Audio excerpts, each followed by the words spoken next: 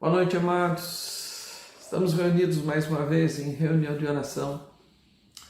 Eu espero que você esteja bem aí, junto da sua família, junto dos seus, e também meditando na palavra do Senhor. Já colocamos no nosso roteiro aí algumas leituras também, oração.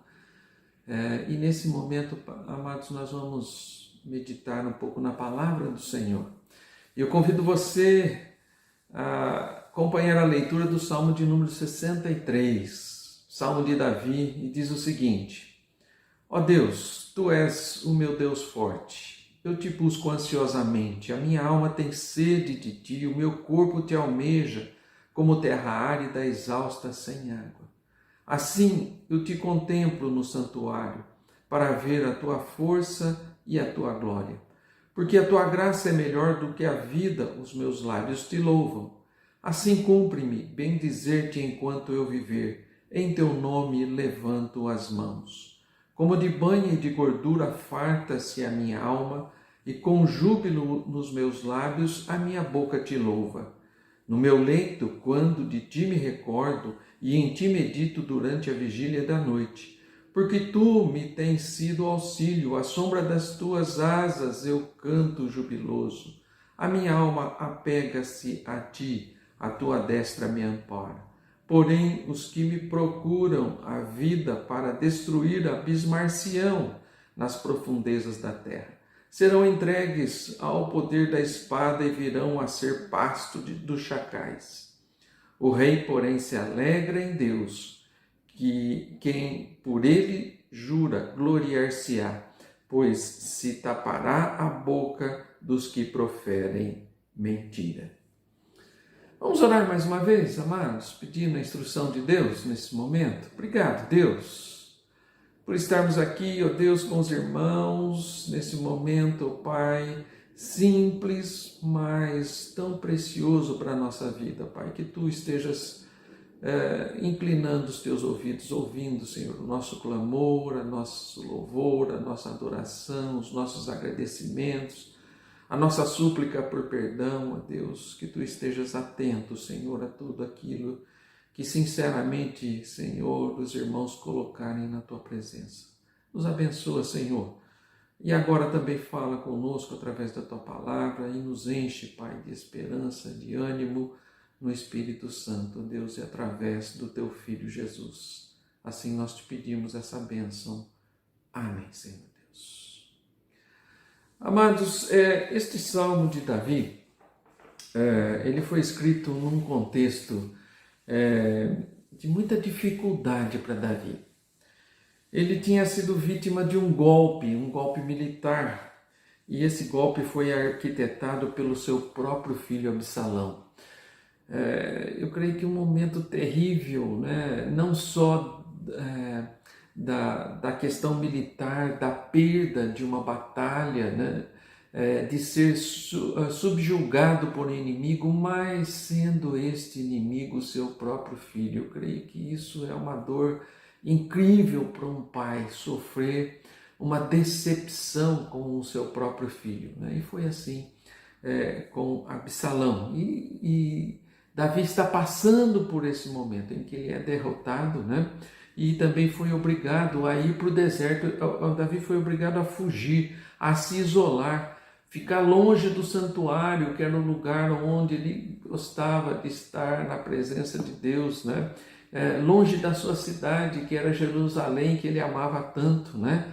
Longe da presença de Deus ali simbolizado então pela Arca da Aliança, né? Então tudo isso foi vetado a Davi quando do golpe militar dado pelo seu filho. Davi estava ali acostumado a adorar a Deus num ambiente seguro, né? Ali em Jerusalém, e agora ele estava, pelas circunstâncias, impedido dessa adoração, né? Dessa ambiente de adoração em que ele vivia. E ali no deserto, né? Mesmo no deserto físico, né? Em que ele estava agora, né? Ele teve que fugir realmente para o deserto, se esconder, mas esse deserto físico, amados, era símbolo do deserto espiritual que o rei estava vivendo. Eu imagino como estava a alma de Davi ali, né? Angustiado pelaquela circunstância que ele estava vivendo, né? De além de ser subjugado como rei, de ter sido tirado do seu trono, exilado, né? Ainda tudo isso ocorrer pelas mãos do seu próprio filho, né? Isso pode ser notado então aí em alguns versículos que eu quero mencionar aqui, né? No Salmo de Davi, né? Aquilo que estava no coração do rei. Então, em primeiro lugar, amados, o desejo do rei, né? O que é que estava no seu coração? O verso 3, né, vai dizer assim: porque a tua graça é melhor do que a vida, os meus lábios te louvam.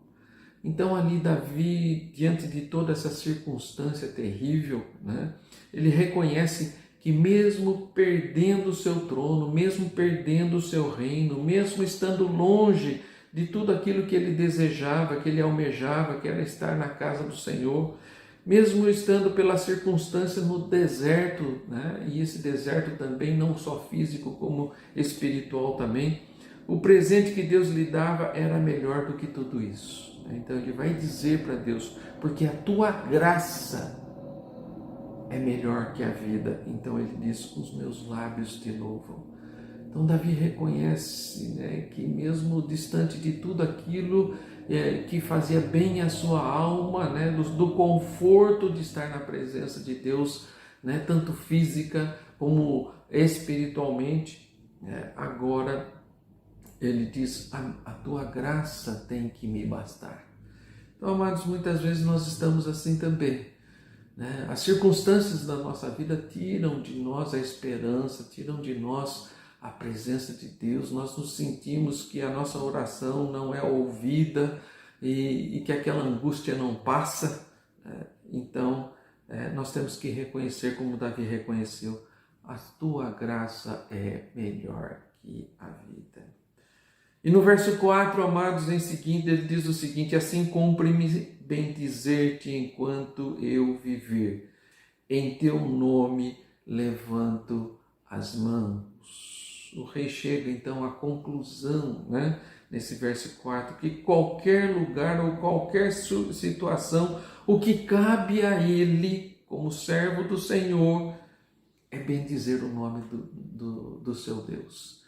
Então, ele chega a essa conclusão. Ele primeiro olha para a circunstância, né, se lamenta por tudo aquilo que está vivendo. Depois ele vai reconhecer que a graça de Deus é melhor do que a vida. E então ele vai concluir que cumpre a ele, em qualquer circunstância, em qualquer momento da vida, bendizer o nome do seu Deus, né? Então nós vemos o desejo do rei, a situação do rei e a conclusão que ele chega. Em segundo lugar, amados, o prazer, né? Estava o prazer do rei. Interessante, amados, que depois do verso 4 nós vamos ver uma mudança de cenário no Salmo, né? O cenário todo muda, né? E nós vamos ver isso nos versículos 5 até 7, né?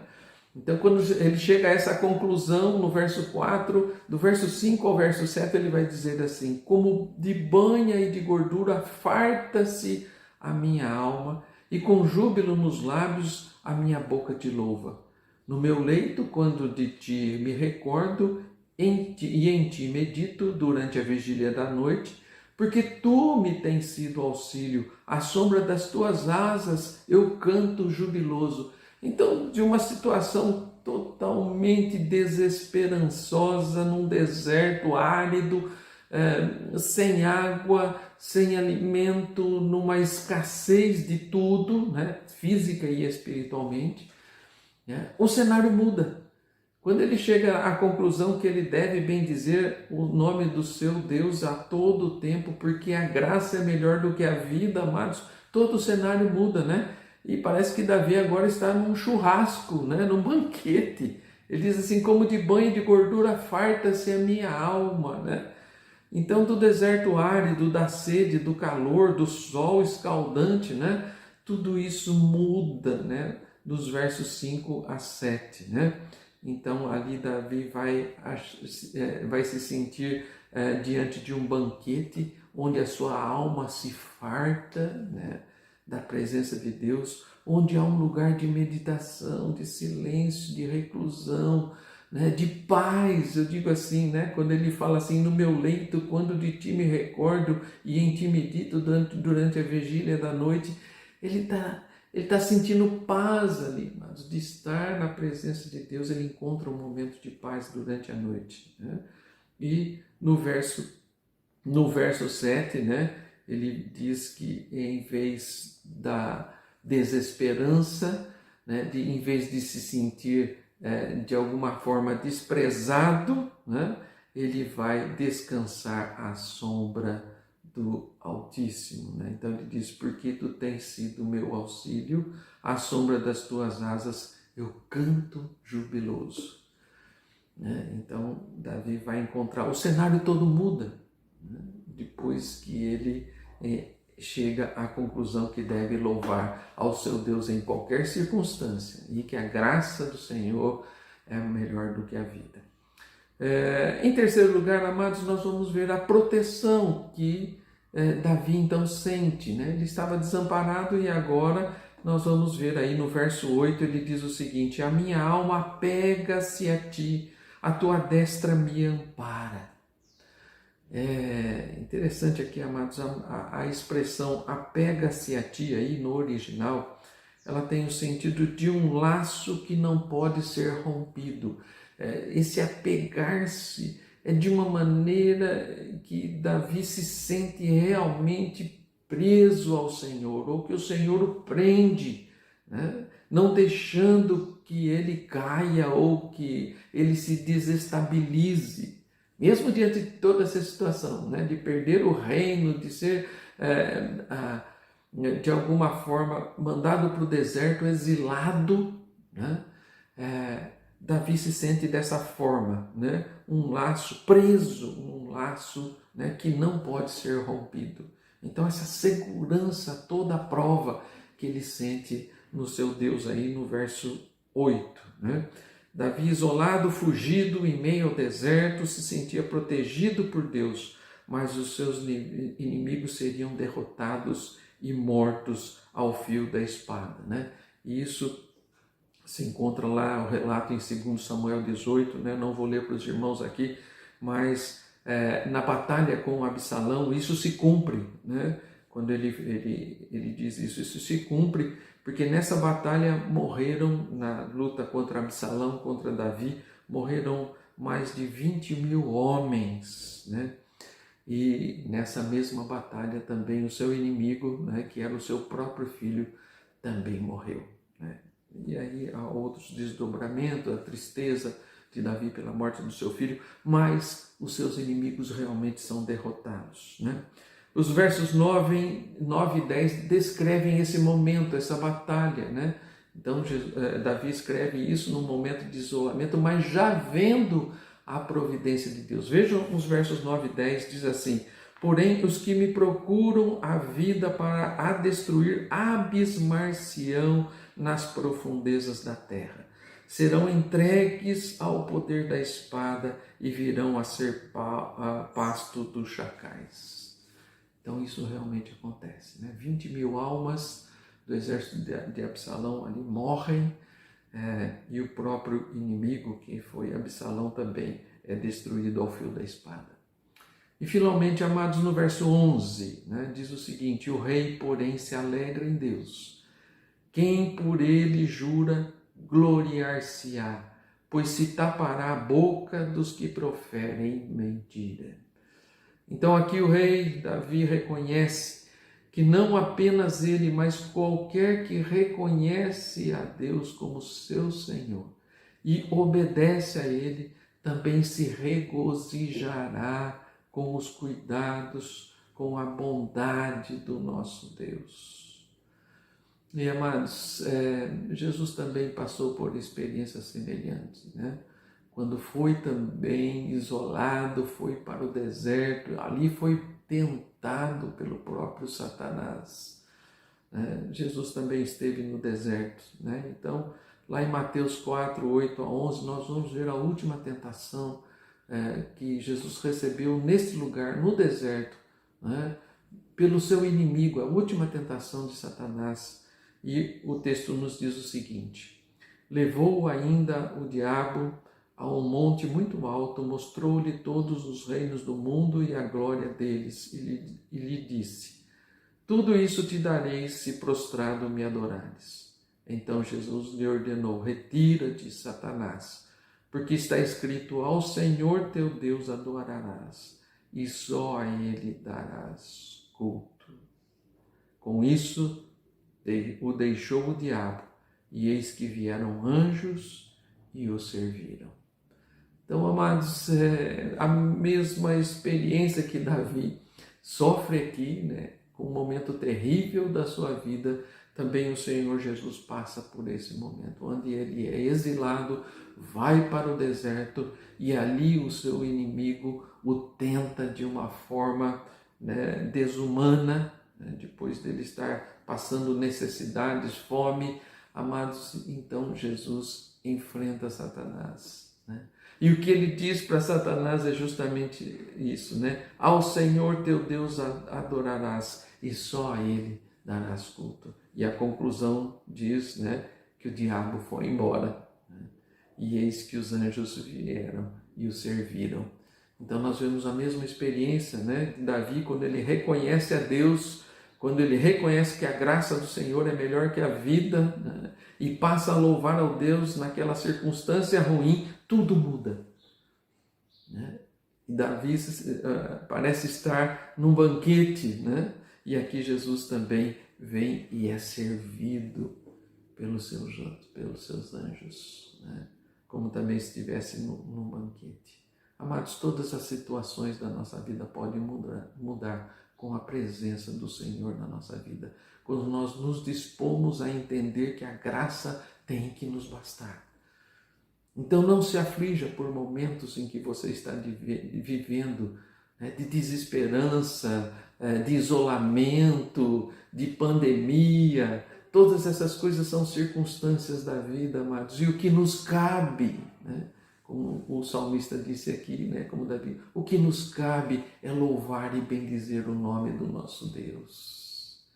E as situações vão mudar, as circunstâncias vão mudar, e o nosso Deus vai nos colocar num momento de muita alegria, num momento em que nós temos paz no Senhor, e a paz não depende de circunstâncias, amados, mas da presença, da graça de Cristo Jesus na nossa vida.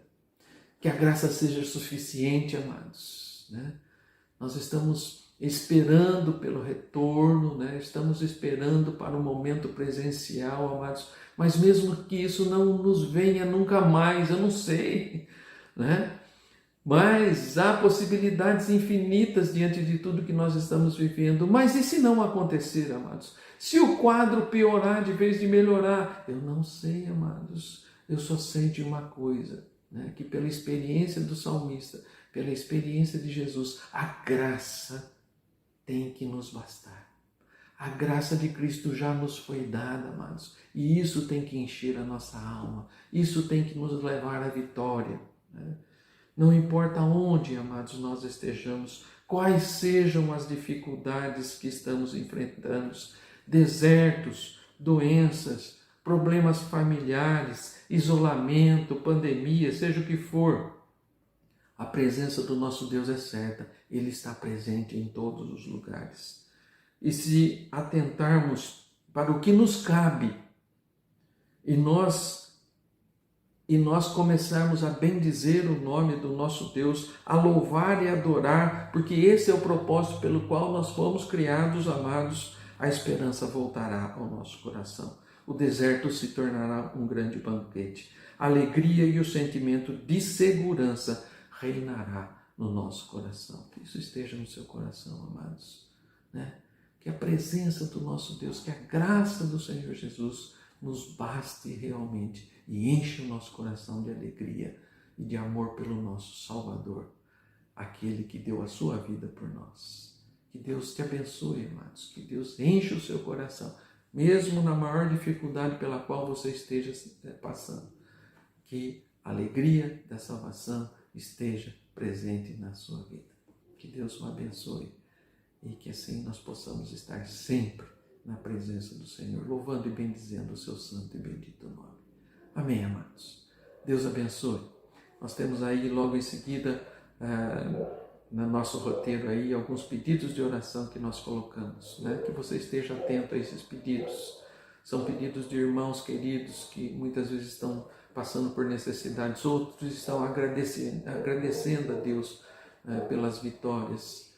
Então que você esteja aí nesse momento louvando, bendizendo, intercedendo, né? Pedindo perdão pelos seus pecados também, que seja um momento de íntima comunhão com o Senhor. Mas antes de terminar, eu quero orar com você, né, para que esse momento seja precioso na sua vida, tá? E que Deus, que tem todo o poder sobre terra e céu, encha o seu coração da paz, da alegria do Senhor Jesus Cristo. Curve a sua cabeça, vamos orar mais uma vez e depois você continua com o nosso roteiro aí, né? Louvando, bendizendo e orando ao Senhor. Pai, nós agradecemos pela Tua palavra, Senhor, que nos ensina, que nos exorta, Senhor, que nos anima, que nos enche de esperança, ó Deus, mesmo nas mais terríveis situações. Obrigado pela experiência do Teu servo Davi. Obrigado, Pai, pela vida de Cristo Jesus, ó Pai, que é o nosso exemplo maior. Obrigado, Pai, porque temos salvação. Obrigado porque temos ânimo. Obrigado porque temos a graça de Cristo Jesus, que é melhor que a vida, Pai. Obrigado por esse momento, Pai. Anima-nos, fortalece a nossa vida espiritual. Ó Deus, que os irmãos possam realmente estar nesse momento particular de oração, buscando a Tua presença, Senhor. E que essa presença encha a nossa vida de toda esperança, de toda alegria. Ó Pai, que nós possamos estar louvando, bendizendo o Teu santo e bendito nome. Obrigado, Pai, por esse momento. Fala, Senhor, aos nossos corações, que essa Tua palavra, Senhor, fique gravada na nossa mente e no nosso coração. E que nós possamos, assim, estar alegres, Pai, diante da Tua presença. Senhor, ouve as orações do Teu povo, Senhor, e atende segundo a Tua infinita sabedoria, Pai. Nós pedimos essa bênção, agradecidos, louvando e bendizendo o Teu nome, em nome do Senhor Jesus. Amém. Amém, amados. Deus abençoe. E a paz de Cristo Jesus esteja com todos os irmãos. Amém.